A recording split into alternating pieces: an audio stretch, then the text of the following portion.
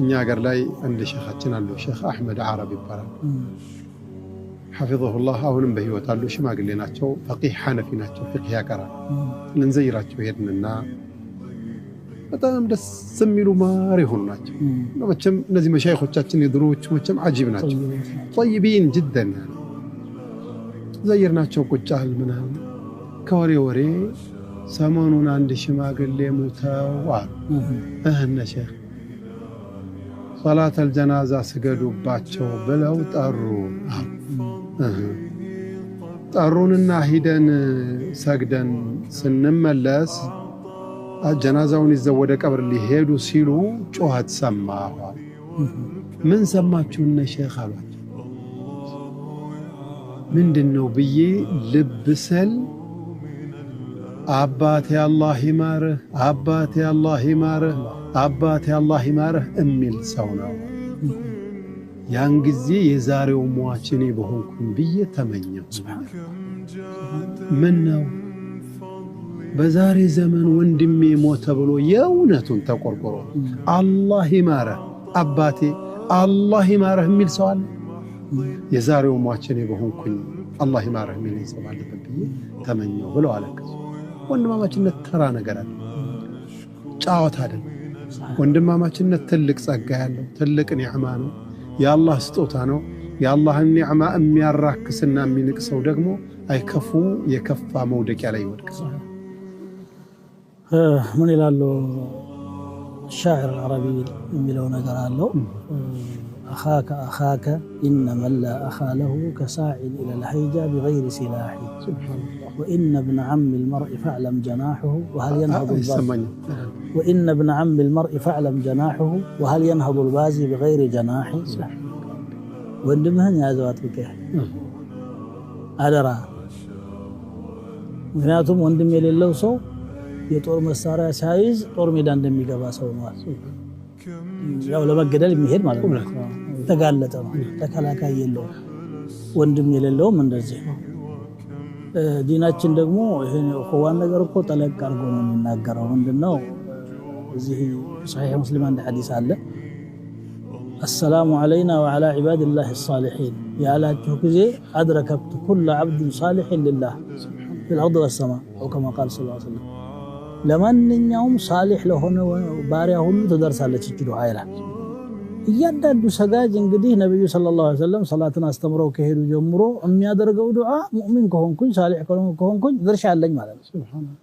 ወንድሞቼ ዱዓ ያደረጉልኝ ነው እና አቡበክርና እና ዑመር ዱዓ ውስጥ እንገባለን ሳሊህ መሆኑ መገኘት ብቻ ነው እኛ የምናደርገው ዱዓም ደግሞ ይደርሳቸዋል እንደውም ይሄ ኡማ ብቻ ሳይሆን መላእክቶችም አንቢያዎችም ኡመ ሰቢቃም ይገባሉ ከሳሊህ ነው ያለው وعلى عباد الله الصالحين ነው የሚለው እንዲህ አርጎ እንደው የኢማን ሰዎችን ጥር አርጎ የሚያስተሳስር በእያንዳንዱ ሰላት ላይ አንዱ ለሌላው ዱዓ እንዲያረግ የሚያረግ ዲን ነው ይሄንን የሚጠላ ሰው ከዚህ እድል ውስጥ ነው ራሱን የሚያወጣው ከዚህ ከአንቢያዎች ከስዲቆች ሹሃዳዎች ከሚያደርጉት ዱዓ ውስጥ መካተት ነው አዳዋ ውስጥ የሚገባው ማለት ነው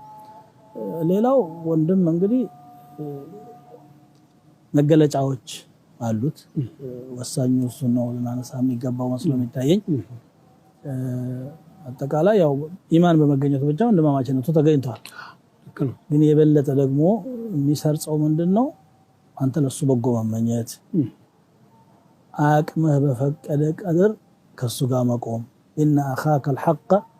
من كان معك ومن يضر نفسه لينفعك ومن إذا ريب الزمان صدعك شتت فيك شمله ليجمعك أنت ترو وندم ማለት አንተ ጋር የሚቆም ወንድም ነው ራሱን ገርቶ ወንድሙን የሚጠቅም والله በቁርአኑ ከያለው ነው ويؤثرون على انفسهم ولو كان بهم خصاصه ይላቸዋል ሰሃቦች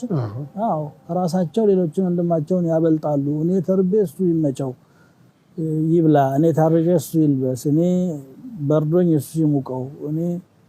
ጠምቶኝ እሱ ይጠጣ እስከ ማለት እንግዲህ ትልቅ ደረጃ ሲደርስ ነው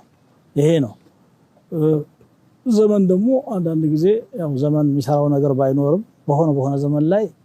ማይመችብህና የሚጎረበትህ ጊዜ አለ እውነተኛ ወንድማማችነት ያለው ሰው ያኔ ከጎንህ ይቆማል በሚችለው ሰው ዱዓ ያቅተዋል ለወንድሙ ያ ረቢ እንግዲህ እኔ ማረግለት የለኝም ይሄን ሰው ፈተና ላይ ወድቋል ታሟል ወይም ጠላት አጥቅቶታል ወይም እንዲህ ሆኗልና አንተ እርዳው ብሎ አላህን ይለምንለታል የችግር ጊዜ አብሮ ይቆማል አለዛ የምቾት ጊዜ ሁሉም ወንድም ነው يقول الشاعر وكل أخ عند الهوينا ملاطف ولكنما الإخوان عند الشدائد من معنى دلاي على نور ላይ ሁሉም ወንድም አንተ ጋር ጥሩ አቀራረብ ይቀርባል ለስለስ ብሎ ወንድሜ ወዳጄ እያለ ገንዘብ ጥረት ሲያጋጥም የሆነ ገንዘብ ጥረት ሲያጋጥም ጤና ስታጣ ወይም ደግሞ ጠላት ሲያጠቃና ሲያሳድድ ሲጎድፍ ያን ጊዜ ያኔ ነው እንትን ወንድምና ጠላት የሆነውን የምትለየው እዚህ ብሎ ነው እነዚህ መከራዎች የሚመጡት አስለን አንቢያዎች ይፈተናሉ ሳሊሖች ይፈተናሉ መጀመሪያ እነሱ እንዲታወቁ ነው ራሳቸው حتى نعلم ነው የሚለው አላህ ሁለተኛ ደግሞ ማን ከእውነቱ አብራቸው እንደቆመና ማን አስመሳይ እንደሆነ ደግሞ ይለያል አው በዛ ሰበብ ማለት ነው ذلك يقول جزا الله الشدائد كل خير عرفت بها عدوي من صديقي عندهم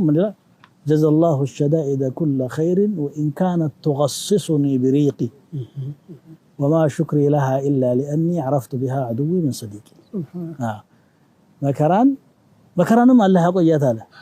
راسه مرقات منم خير باتونم ያዘችው خير الله ብሎ ማለት ነው እሷ መቼም አንገላታችኝ መሆኑ ሸክ የለውም ማለት ግን ማመሰግናት ምንድነው ማን አብሮኝ እንዳለ የሚወደኝና የሚጠላኝን እንድለይ ያድርጋኛለች ነው የሚለውና ወንድማማችነት ሲባል እንኳንስ አዛ ሊያረገው ቀርቶ አዛም ያደርገው ነገር እንኳን ሲኖር አዛውን ተخفيف ለማድረግ ለማቅለል ለምን ይሰቃያል ወንድሜ